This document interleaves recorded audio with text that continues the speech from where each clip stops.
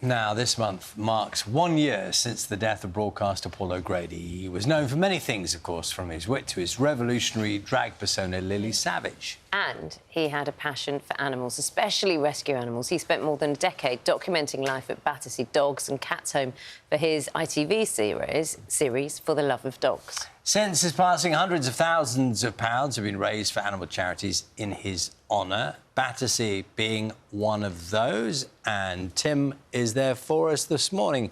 Morning to you, Tim. That was a place that was very, very special to Paul O'Grady, wasn't it? Oh, my goodness, he loved this place, and the people who work here and the dogs and cats here, they loved him as well. He was so passionate about the work that goes on here. Let's introduce you to some of the dogs who are recovering a bit this morning.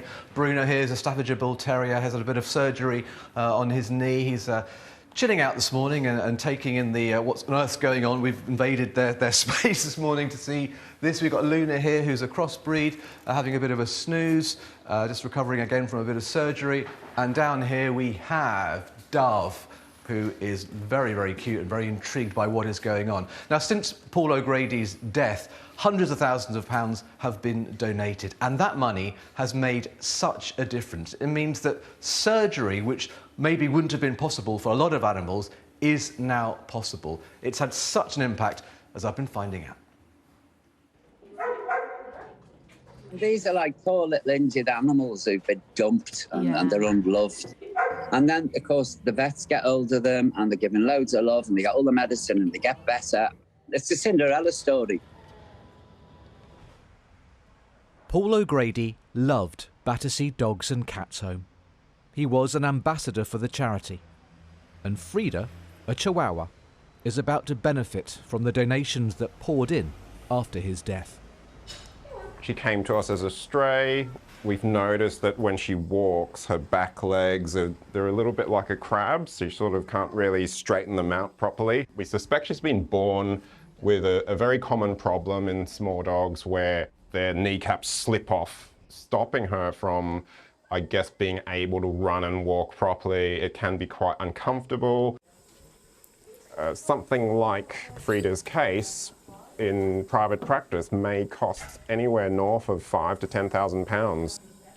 And I'm going to make the first incision now. All good? A tribute fund for Paul O'Grady has raised almost £500,000, funding specialist surgery at Battersea for more animals like Frida who would never normally benefit.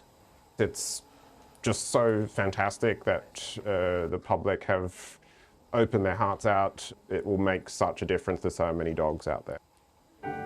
Hiya. Hi, Paul, how are you doing? I'm all right. Oh, this little one isn't doing so well. Paul O'Grady spent a lot of time at Battersea.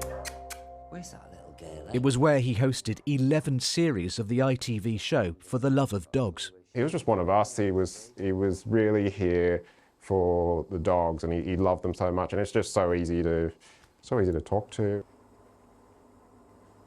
So Frida's just coming around from an anaesthetic at the moment. We seem to be recovering really nicely and comfortably, which is great. All the drugs are working, and hopefully our leg heals nicely, and then we can start walking on it in a couple of weeks' time. Frida, so cute, and I'm delighted to say she's doing very, very well, and we're going to be seeing her just after 8 o'clock. Meanwhile, let's have a quick chat to Claire Turner, who's a veterinary surgeon here. Claire, I mean, you met Paul many, many times, didn't you? I mean, what an impact did he have on this place? Paul was just an amazing man, you know, really one in a million, and the spotlight that he was able to help us shine onto the work that we do here at Battersea was something we'll always be truly grateful for. And this morning, so many dogs here benefiting from the money which was donated in his memory. Now, here we have Coco. Do you want to pop in and talk us through what condition she has and what's how she's benefited from... Oh, look at that. Very, very excited. There you go. Well caught. Well caught. So tell us all about Coco. So Coco here is a French Bulldog, and like a lot of French Bulldogs, she suffers from some breathing problems, and unfortunately this has meant that she's been quite prone to things like heat stroke. So actually she's in our wards because she's just recovering from heat stroke, but we hope to be able to do surgery for her to help widen those airways so that we can prevent that from happening again. And I guess the money which has come in after Paul O'Grady's death, that means that more and more dogs like Coco, can have the surgery? Because it's expensive, isn't it? Yeah, that's right. And because of the Paul O'Grady Tribute Fund and the generosity of everyone that gave money towards the cause, here at Battersea, we are now able to perform BOAS surgery on dogs like Coco so that we can give her the best chance of a healthy future. And when you look at the numbers of dogs and cats you now have here, I mean, presumably you're always busy, aren't you? And I guess in a way you don't want to be busy, because the fact that these animals are coming here means that, you know, they've been abandoned. Yeah, the demand is never ending, and you know, with the cost of living and things like that, we are seeing increases in the demand for. Oh, well, dear. apologies. We seem to have lost the link to Battersea. In fact, I'm looking we can over go there. back. I think it's back. Tim, carry on. The Paul O'Grady Tribute Fund to help us to help these animals as much as we possibly can.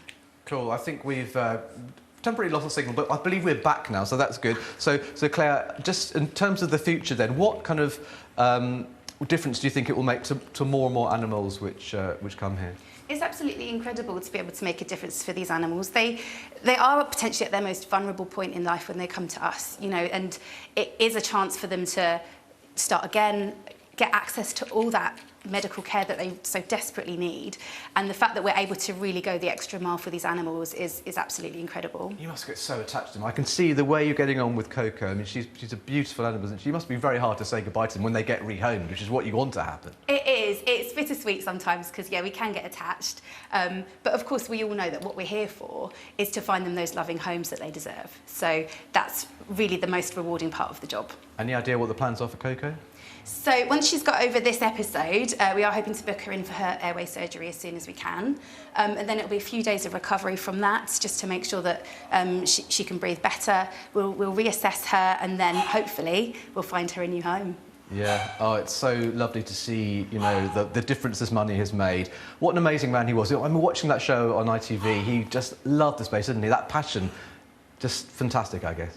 Yeah, that's right. He absolutely genuinely cared about each and every one of our dogs and cats that we have here.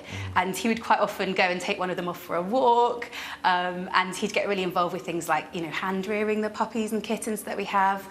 And he, you know, he truly cared about the outcomes that we were able to get. And he was just so passionate and such a great advocate for the work that we do here. We're so grateful. Great to hear. Claire, thank you so much. Coco, thank you so much. Very, very well behaved. Very, very impressed. An amazing bond you've got there with her. So there you go. The legacy of Paul O'Grady, it's there to see, isn't it? The money that has come in his memory after he died is making such a difference to so many animals.